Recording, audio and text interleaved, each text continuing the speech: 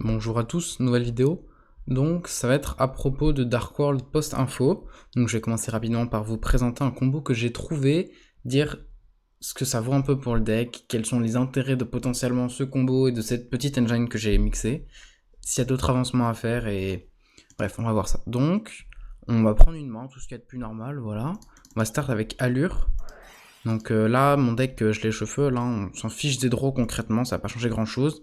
Bon, on va ban ça, et là on va prendre Droll en res, qui risque d'être quelque chose d'assez récurrent dans ce format.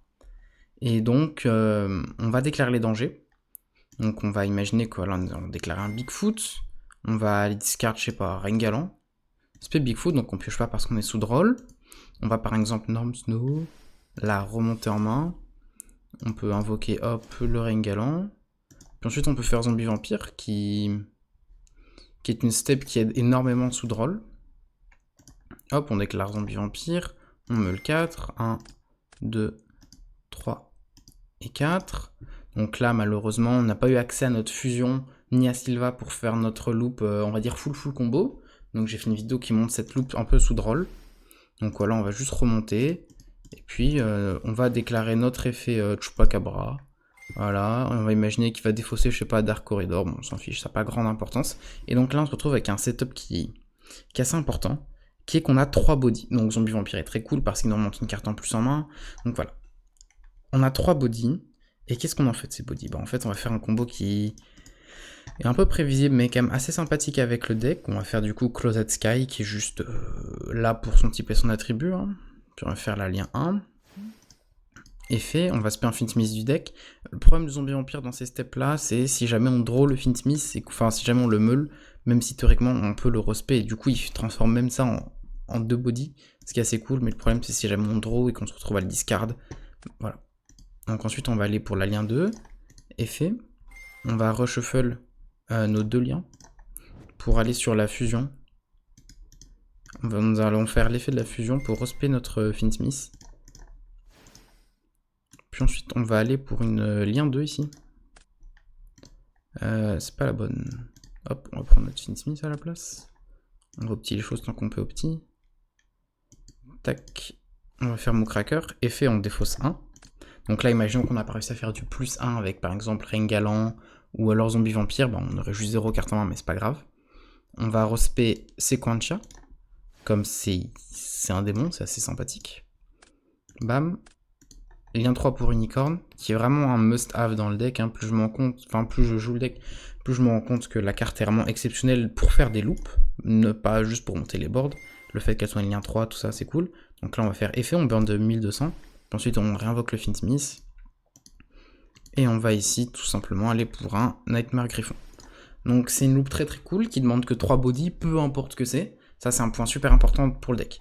Après, on va parler de l'intérêt de cette loupe. Donc, voici un début de liste que j'ai commencé à adapter. Donc, on aura déjà quelques modifications si jamais on rentre une loupe pareille. Déjà, au niveau du main, on rentrerait probablement beaucoup plus de cartes. Probablement qu'on sortirait des allures ainsi que des archives qui auraient beaucoup moins de valeur. Contrairement à un danger qui serait du straight plus 1 ou qu'on trade un autre main pour 1 sur le field. Qui serait donc beaucoup plus intéressant. Enfin, on fait du moins 1, mais bref qui serait plus intéressant et permettrait d'aller convertir sur cette loupe-là.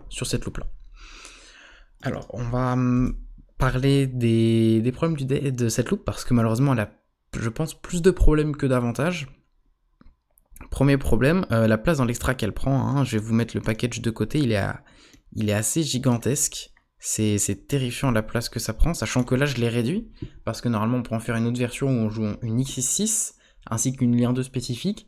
C'est pas la loupe pour laquelle j'ai décidé d'aller, même si elle est probablement plus puissante. En fait, comme vous allez regarder dans l'extra deck, 4 places déjà. C'est gigantesque. On sacrifie 4 places de notre extra pour ça. Donc on perd des cartes comme Apollousa, comme Seryuja, comme Bagushka, et comme Nightmare Phoenix, qui sont des toolbox, et Apollousa qui est juste notre combo principal. Donc on manque beaucoup trop de place. Peut-être que oui, je pourrais sortir des trucs, mais tu vois, si je vire Goddess, j'ai plus d'out à beaucoup de cartes, genre un Chaos Angel Light et Dark, t'as pas d'out dans le deck. C'est complètement stupide, mais Enfin, vous voyez les idées, des trucs non targetables, non destructibles par effet de carte. T'as pas trop d'out non plus, hein. Non targetable, t'as plus rien dans le deck. C'est terrifiant. Et donc, t'es obligé d'avoir des cartes comme Goddess. Et derrière, la loupe, elle perd sur des choses, c'est terrifiant aussi. C'est-à-dire que de base, ton game plan, c'est Bagushka passe. Sauf que là, tu perds contre des mourneurs, contre des haches, tu perdais pas contre ça avant. Avant, tu perdais contre Droplet, contre Imperm, mais tu perdais pas contre des Veilers, tu perdais pas contre des haches, tu perdais pas contre Mourner, qui est quelque chose qui change énormément et qui met en vie les entraps en face parce que, on va pas se mentir, ça va plus jamais arriver que l'adversaire open sa main, il a une seule entrap qui est drôle. Maintenant, ils vont open droll plus des combinaisons d'entrap. Et dans ce genre de situation, la loupe que je viens de vous montrer, elle sert strictement à rien. Il open une entrap en plus, on y foutu. Hop, H sur Requiem, Imperm sur Sequentia, terminé, plus de loupe. Même si encore théoriquement Imperm sur Sequentia, ça se fait encore, il nous reste Finsmith, on peut réinvoquer des trucs, mais en gros il va nous manquer un body. Pour aller sur notre Nightmare Griffon, il va nous manquer trop de choses derrière. Et donc on se retrouve avec cette situation où on a potentiellement quelque chose, mais est-ce que c'est vraiment worse? Malheureusement, je vais sûrement pas avoir assez de temps pour tester avant l'Europe. Donc peut-être si d'autres joueurs Dark World sont un peu déter pour tester, mais surtout que c'est pas la seule option qu'on a. On a beaucoup d'options. J'ai pris un petit peu d'avance sur ce point de vue. Donc j'ai fait quelques recherches. De ça là, c'est juste des idées de potentiel lien 2 ou X6 qui seraient utiles pour le deck. Donc faites pas attention à ce genre de choses, même si théoriquement il y a un monde où Evil Swarm Nightmare serait plus utile qu'un Bagushka, je pense. Mais en gros, on aurait pas mal de cartes qui peuvent faire des choses très utiles, comme ça, qui génèrent un body en plus, qui peut faciliter l'accès des Bagushka ou à d'autres Xyz. On aurait beaucoup de choses. J'ai pas beaucoup de temps pour tout vous expliquer, mais au niveau des idées, des game plans, on aurait par exemple ça qui me paraît être quelque chose de pas trop mal, où quand on va prendre des dommages, on va pouvoir envoyer un démon qui a une attaque ou une défense égale au nombre de points de vie qu'on a payé. Malheureusement, Zephyros il nous fait prendre des damages, il nous fait pas payer des points de vie, ce qui aurait pu être une synergie. Bon, on n'a pas beaucoup de démons avec une attaque très intéressante, mais on aurait pu rentrer une potentielle brique ou deux pour aller avec ce package, si jamais on avait eu des steps d'extra qui marchaient avec. Malheureusement, j'en ai pas encore trouvé, donc si quelqu'un est déter un petit peu pour chercher, ce serait très cool. On aurait des cartes comme Crossroads qui pourraient aller partir sur des plays de synchro, nous redonner des tuners. Bien sûr, ce serait des engines qui prendraient de la place, sauf que l'intérêt, c'est que ce serait aussi des toolbox qui marcheraient en parallèle de notre engine. Un point avec Finsmith qui peut être intéressant, que j'ai pas mentionné, c'est que sur notre loop actuel, dans un setup où on est un petit peu creux, c'est une engine qui permet de transformer des bodies en potentiellement quelque chose d'autre. Là, ça transforme en l'occurrence des bodies en encore plus de bodies, mais ça nous fait bien... On passe pas mal de link rating, on peut partir sur des Moonkraker, on peut partir sur des trucs, on peut transformer des choses. En gros, là, si vous avez vu la loupe, on transforme 3 bodies en 6. Ça reste quand même assez sympathique. Et on a d'autres cartes qui peuvent faire des choses très intéressantes aussi. On a Codebreaker Virus Swordman, où il faudrait juste une ligne 2, qui a une flèche qui pointe vers le bas, et une sur un des deux côtés qui est capable de générer un body à elle seule. Et puis ensuite, boum, Virus Swordman, SP1 du deck, et on se retrouverait avec lien 2, un monstre, 4, et on pourra aller faire des trucs. Et c'est quelque chose qui pourrait donner beaucoup d'aide au deck. Mais tout ça, encore une fois, c'est compliqué de faire toutes les recherches tout seul, savoir s'il y a des gens qui sont un petit peu intéressés de faire des recherches.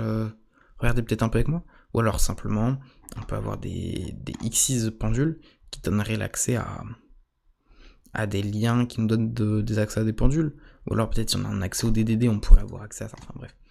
On a beaucoup de choses, potentiellement des side engines qui pourraient marcher, mais ça reste le même problème. C'est qu'on va mourir sous une entrap, c'est des plans B qui marchent que sous une entrap, et du coup la question c'est, est-ce que c'est vraiment intéressant, puisqu'on va sacrifier complètement notre extra deck, il ne marchera plus jamais comme avant, on n'aura plus cette liberté au niveau des toolbox, avec tout notre package Nightmare qui permet d'aller clear un board, avec notre Goddess, on n'aura plus jamais cette liberté, si jamais on rentre ces side engines, et en parallèle, faut être sûr d'avoir un résultat, parce que si c'est juste pour qu'on prenne une random entrap et que notre loop s'arrête, ce serait dommage. Donc la question c'est, il faudrait playtest et voir en termes de win rate ce que ça t'apporte réellement. Mais faire ça tout seul, c'est un petit peu compliqué. Voilà, j'espère que cette vidéo vous a plu, que potentiellement playtester un peu le combo, tester des trucs, si jamais vous avez des idées, ou que vous avez le contact de bons joueurs Dark World peut-être avec qui je pourrais essayer de playtest un peu, de tester des trucs. Je vous attends en espace commentaire. Si vous avez d'autres remarques en tout genre sur le combo, sur les vidéos, n'importe quoi. Et puis moi je vous dis à la prochaine, pour une prochaine vidéo. C'était Yuto.